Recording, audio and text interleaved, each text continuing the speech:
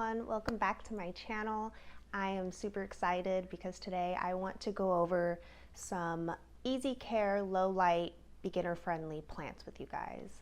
And I get this question a lot on my Instagram, so I did want to go over some of my top favorite plants that I have in my own home. And I hope you guys enjoyed the video. If you guys do, please remember to give a thumbs up on the video and subscribe to my channel so you can be updated on any future videos that I post. Let's get into it.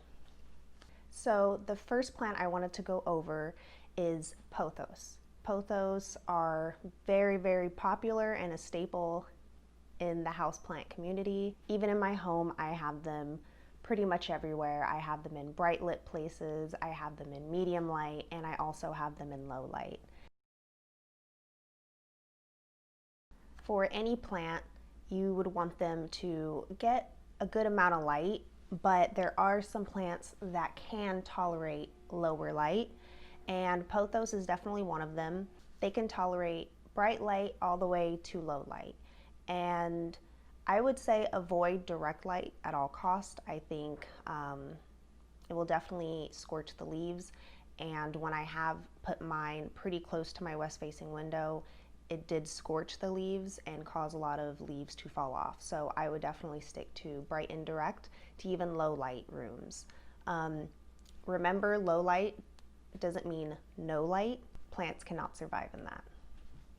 And when I say pothos, I mean, in my home, I have a variety of jade pothos, I have golden pothos, even enjoy pothos do well in medium light.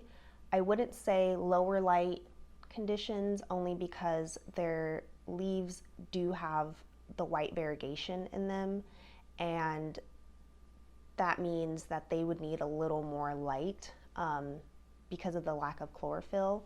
So I've noticed when I do have mine in lower light settings, they tend to suffer. So I push them a little closer to a window where they can receive brighter light.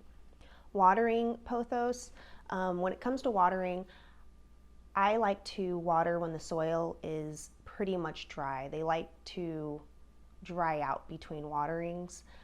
They don't like wet feet, so make sure that you check the soil before watering. Make sure it's pretty much bone dry before you add water into their soil again. Next plant on my list is my ZZ plant. I love this plant. I noticed I don't have to keep my eye on it consistently, or I can pretty much ignore it, and I feel like it does way better when I do ignore it. So I would say with those, they of course do better in bright light, but they do tolerate low light. I actually currently have mine in my bathroom where it has the tiniest window, and it is growing like crazy still. So if you do have a place in your home that doesn't receive that much light, a ZZ plant would be perfect for that space. When it comes to watering my ZZ plant, I also let the soil dry out pretty much completely before I water it again.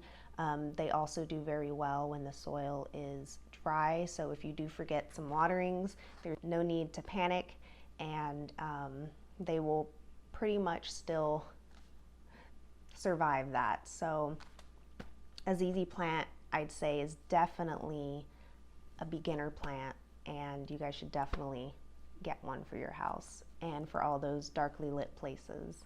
I think it will do perfect in those conditions. So moving on to philodendrons.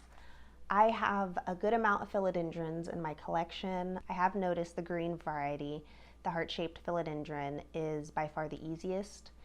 And I say that because it is a dark green, so it can handle lower light areas.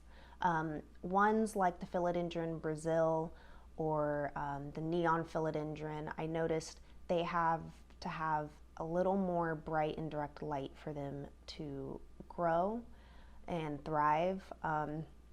They're already pretty slow growers, so I would say for those varieties, keep them in a brightly lit area. I'd still classify them as a beginner plant because they don't need much. if you have a room that receives a good amount, even medium light, the Brazil and lemon lime philodendron would basically be okay. And I water when the soil is dry. This one is the perfect beginner plant. I'm sure you've heard it 1,000 times before, but Sansevieria snake plants. They are the first thing that comes to mind when I think of a beginner-friendly plant. I have put mine in bright light, I have put mine in medium and in low light, and it still holds together perfectly fine. I love these plants because it is another one that I don't have to worry about if I forget to water or if I don't fertilize. It is completely okay. It's still thriving and it's showing no signs of stress. So for my snake plant, when I first got it, I did put it in bright and direct light and it grew just fine. Later on, I decided to kind of try it out and I moved it to a darker corner of my house. It was fine. And so now I have it in a medium spot in my room, and I'm sure it's going to hold up just fine. So when it comes to watering the snake plant, I let the soil dry out completely. I feel like I'm repeating myself, but this is to me what makes it a beginner-friendly plant, and the fact that it can tolerate almost any light is also what makes it a beginner-friendly plant to me. Also, remember when your plant is in a lower light setting, you won't have to water as much versus when it's in a brighter lit area, because when it's in brighter light, the sun is taking up that water and you'll find yourself watering so much more often than if you had it in a lower light area, because there's not as much sunlight sucking up that water. So don't worry if you see that your soil is still wet, especially if it's in a lower light area. That's because there's not a lot of light hitting it. So if you want a little more oomph in your plant collection and you don't have a lot of light, I would definitely suggest a Rhaphidophora tetrasperma, also known as a mini Monstera. And I wanted to put them in this collection because I've noticed they also do very well in lower light conditions. Once again, I've had mine in bright light and it does very well. And I've also had it in a lower light setting where it still produces growth. It won't be as fast as if you put it somewhere where it receives more light, but it's still living, it's still growing, just slower. So I would definitely say that is a perfect candidate for a little more something in your plant collection, but is also going to survive those darker corners in your home. When it comes to watering my Rhaphidophora tetrasperma, I also let the soil dry out completely before watering again. Just remember, they won't grow as fast if you do have it in a lower light setting, and you also won't have to water it as much if it's in a lower light room. Syngonium white butterfly. So this one is also very beautiful. It has so much to it. I don't even have the words, but it is definitely one of my favorite plants in my house. And this one also can tolerate bright and direct light, but also can survive in lower light conditions. The only thing that I would say about this plant when it comes to watering, I don't allow the soil to dry out completely, or else it will lose a lot of the bottom leaves.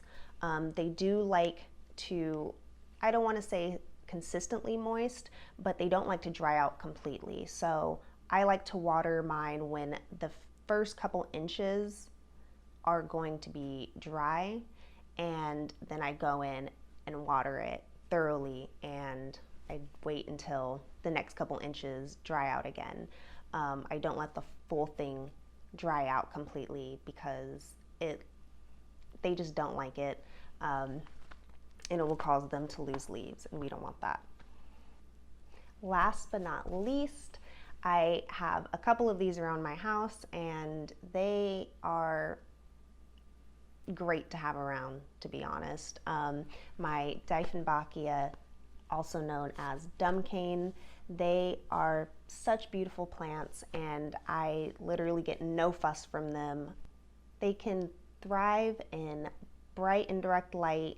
I've even placed mine in direct light, and it wasn't the best for it. It had some scorching, but it wasn't as bad as I thought it was going to be. I do have a main window where I keep most of my sun-loving plants, and so I just wanted to kind of experiment and try what would happen if I put one of my Daifun Bacchias right in the center of light, and I wanted to see what happened. And it grew a lot faster. Like I said, the leaves didn't scorch as badly as I thought they would. And so I also wanted to experiment and take it back a little bit and put it in medium light. Did perfectly fine. And then I put one in complete low light. It does get light, but it's very, very minimal, and it still did okay. It still was living. It didn't grow as fast, but it was still okay. And so I definitely think this is a perfect candidate for lower light plants, also beginner friendly. I have noticed when it comes to watering, some varieties do take up a lot more water than others, but specifically my Daifun Bacchia Splash, I believe, that one doesn't need as much water. I've noticed my other varieties suck up the water much faster, and so I would definitely say Daifun Bacchia Splash is the perfect variety for low light. And also when it comes to watering, you can allow that one to dry out a little more than my other varieties. All right, that is the end of today's video. I hope you guys enjoyed it. I hope I was useful and gave useful tips. If you have any other low light, beginner friendly plants in mind, please let me know down in the comments. I'd love to know. And I will see you guys in the next video.